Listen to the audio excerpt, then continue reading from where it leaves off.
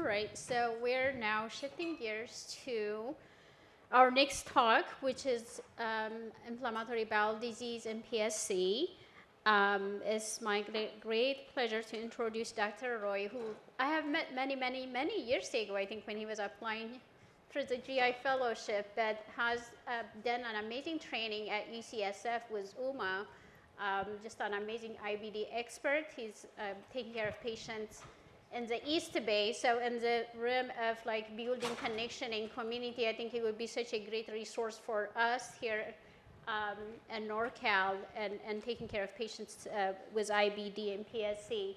So I'm going to invite him to speak to the podium. He's done multiple studies, publications, just an amazing clinician and researcher. Thank you for joining us.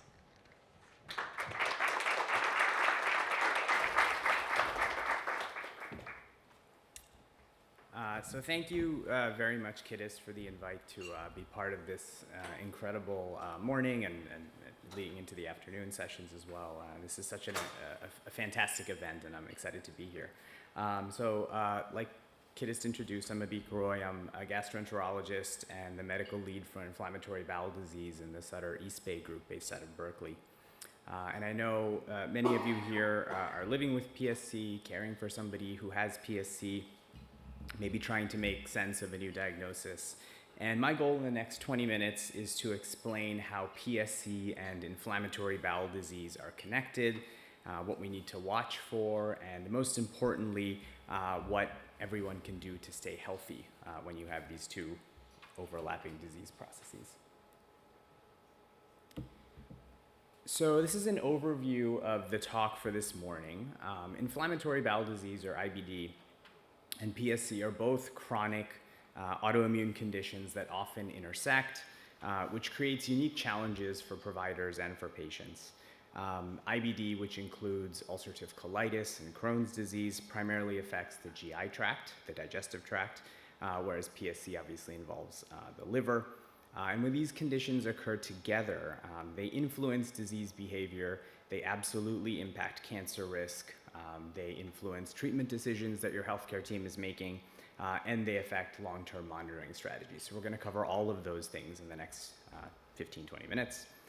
One key point for patients with PSC who have IBD as well is that the IBD behaves differently in many ways than patients who have just IBD alone. And we'll talk about the details of that. Another important thing is that having both PSC and IBD impacts how your doctors think about cancer screening, both from a colon standpoint, but also cancers outside the GI tract. And often there is earlier and more frequent surveillance for cancer. And finally, as we've heard all morning, research is rapidly evolving in both of these disease processes, with a lot of focus on the gut-liver axis, on the microbiome, and on immune regulation. So it's a very exciting time to be at least a provider in this field. So one of the most striking features of PSC is how frequently it's associated with inflammatory bowel disease. So about 70 to 80% of patients who have PSC also have a diagnosis of IBD. This overlap is far greater than you'd expect just by chance alone, and so there is very likely a shared biological mechanism for these two disease processes. Most often, PSC is associated with ulcerative colitis. That's the case in about 2/3 of patients. And in ulcerative colitis, inflammation in the colon starts low down in the rectal area and classically moves continuously up the colon. The most common symptoms with ulcerative colitis would be bleeding, diarrhea, urgency, which is the need to rush to the bathroom to have a bowel movement, rectal discomfort, or spasms. Sometimes, in 1/3 of the cases, PSC is found along with Crohn's disease, which can involve inflammation in any part of the GI tract, and it causes a much wider variety of symptoms ranging from abdominal pain to diarrhea to complications such as abscesses or bowel obstructions. Now, while a majority of PSC patients will have IBD, if you go in the other direction, only a small number of patients with IBD develop PSC. If you look at the prevalence of PSC in IBD patients, it's reported at about 2 to 3%, although this is probably an underestimate. Some studies have done universal screening for PSC in patients who have IBD with either liver biopsies or cholangiography, and in those studies, the prevalence rates are upwards of 8 or 9%. So it is probably far more common to have these overlapping disease conditions than we even think. So the main question is, why are these two diseases connected? And I don't think anybody necessarily has the answer right now. I think probably this is best explained by the concept of the gut-liver axis, which has been alluded to a few times this morning. Blood from the intestines flow directly to the liver through the portal vein, and this carries nutrients, it carries immune signals and microbial products. In people who have IBD, there is this chronic intestinal inflammation that alters the gut microbiome. And through the portal vein, inflammatory signals are allowed to transfer from the gut to the liver. And over time, this may contribute to the inflammation and the scarring that we see in PSC. Another factor involves immune cells that are activated in the gut and then mistakenly home to the liver, where they can cause inflammation. And this might explain why treating bowel symptoms alone in patients who have both disease processes doesn't necessarily improve the PSC in any meaningful way. So for patients, I think the main takeaway here is that the gut and the liver are very intimately interconnected. Problems in one can influence the other, and this is why medical management often involves a team of clinicians, including hepatologists and gastroenterologists. So IBD that's associated with PSC has several features that distinguish it from IBD alone. So first, whereas a large proportion of patients with ulcerative colitis have inflammation predominantly affecting the rectum or the left side of the colon, in patients who have PSC, the inflammation tends to be more extensive or involve the entire colon. Second, symptoms such as diarrhea or pain or bleeding can be surprisingly mild in patients who have PSC, even if significant inflammation is present. And this concept of silent inflammation is something that we're going to talk about in a couple of slides. Third, there is this unique phenotype of ulcerative colitis when it overlaps with PSC, where patients can have predominantly right-sided inflammation or even some inflammation in the ileum, which is the end part of the small intestine that connects to the colon. And this is not something we classically see in ulcerative colitis. Like I said, it's typically rectal inflammation moving continuously upwards, but the right-sided pattern of inflammation is something that we do see more frequently in patients who have PSC. And lastly, and we're definitely going to spend some time talking about this, having both PSC and IBD carries a much higher risk of colorectal cancer than having IBD alone. And that risk tends to start earlier in the disease course.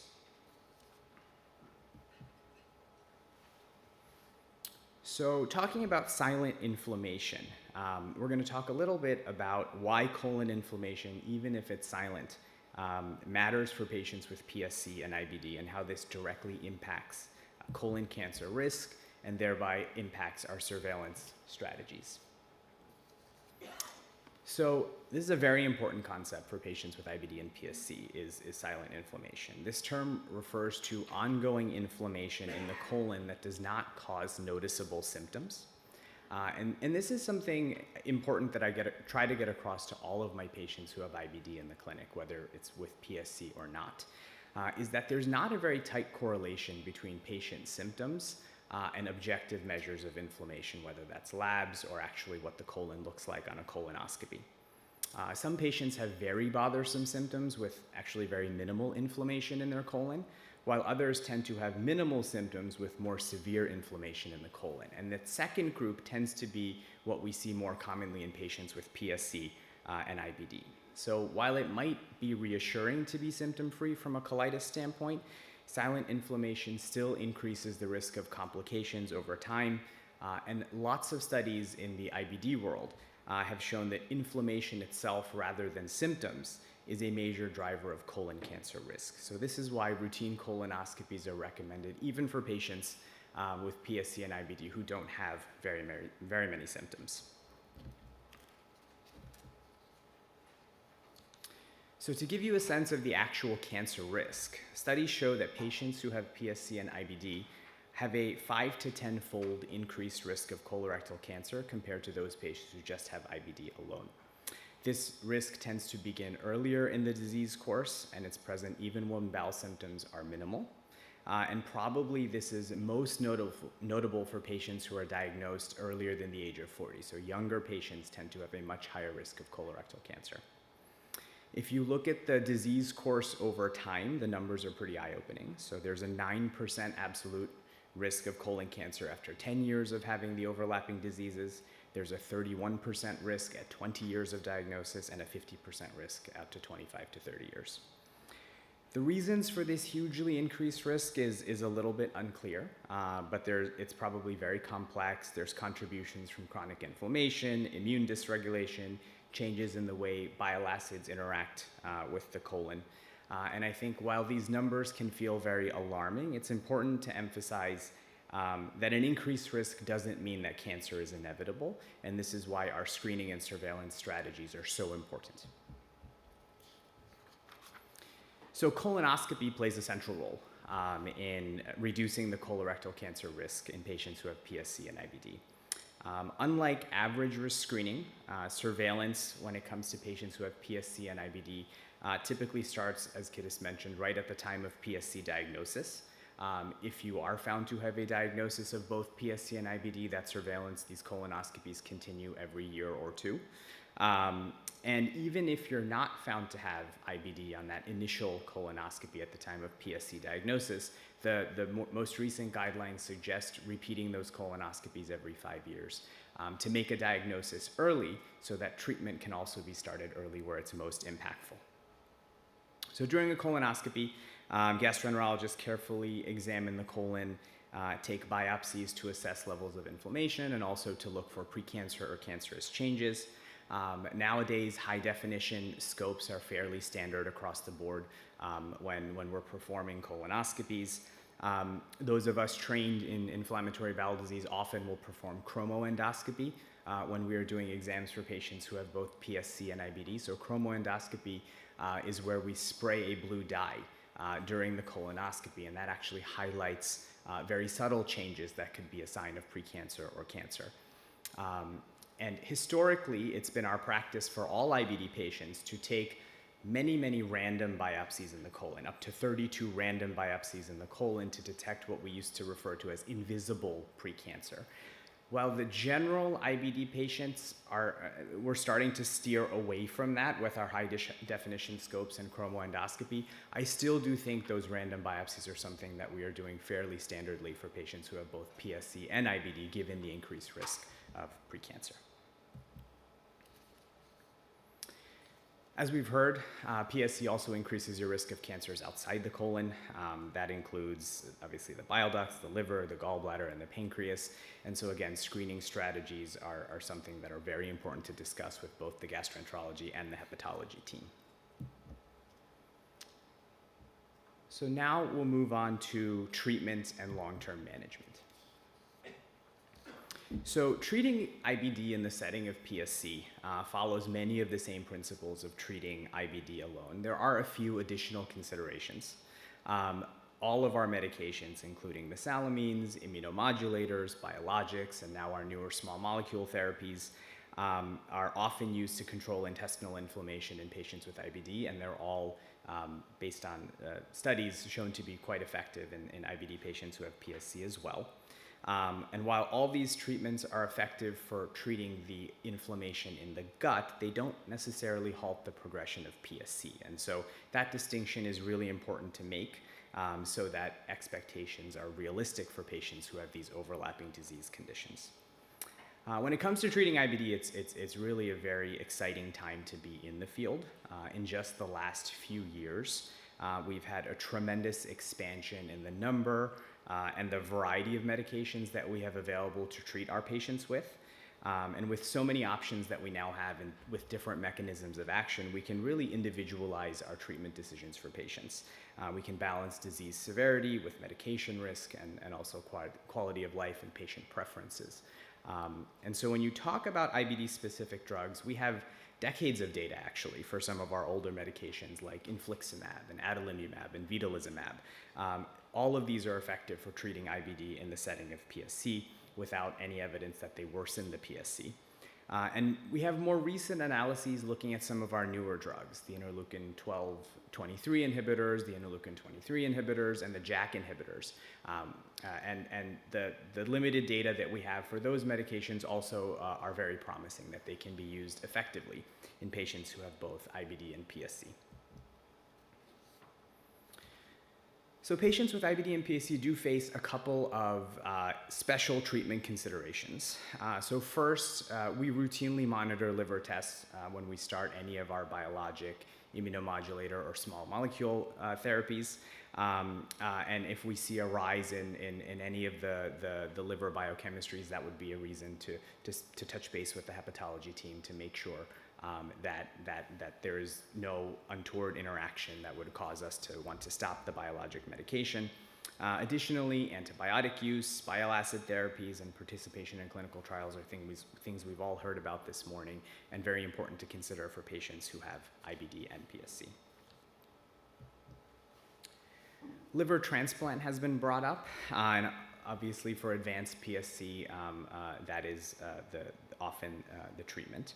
And after transplant, patients often experience an improved quality of life, but the IBD piece of things is important to keep in mind because IBD can flare in the post-transplant setting, and so continued management is important. And keeping IBD controlled in the post-transplant setting not only important just for symptoms, but also there is some literature that says keeping IBD controlled reduces the risk of PSC recurring in the transplanted liver based on some of the mechanisms that I spoke about before. Another important thing to keep in mind in terms of IBD management in the post-transplant setting is the immunosuppressives that are used to protect the new liver. Some of those may have beneficial or potentially harmful impacts on the IBD, and so again, an important reason for the gastroenterologist and the hepatologist to be working together. So the way I frame liver transplant for my patients with IBD and PSC is that it's not the end of care, but rather a transition to a new phase of care where you still need to be vigilant and have a comprehensive approach from your team. So colon surgery is necessary sometimes in patients who have IBD, or specifically ulcerative colitis. So colectomy or removal of the colon is recommended in situations where patients have advanced precancers in their colon, obviously if they have cancer on a colonoscopy, or if there's more severe colitis that's not responding to our medical therapies. And in PSC IBD patients, the surgical decision-making often happens much earlier in the disease course because of the increased cancer risk. I often find that having my patients meet with the surgeon earlier rather than later is very beneficial, to have a risks and benefits discussion, to have patients understand what surgery looks like for ulcerative colitis. And it's a far more impactful conversation to have early in the disease course rather than when things become more urgent or in emergent situations later on down the line. One thing that we always have to consider in a patient who does have colectomy is that patients are often left with what we call a pouch anatomy. That's where part of the small intestine, a pouch is created from the small intestine and then connected to the anorectal area. And in patients who have IBD and PSC, inflammation within that pouch, what we call pouchitis, is far more common. And so that's something to be vigilant about and treat with often antibiotics as it comes up.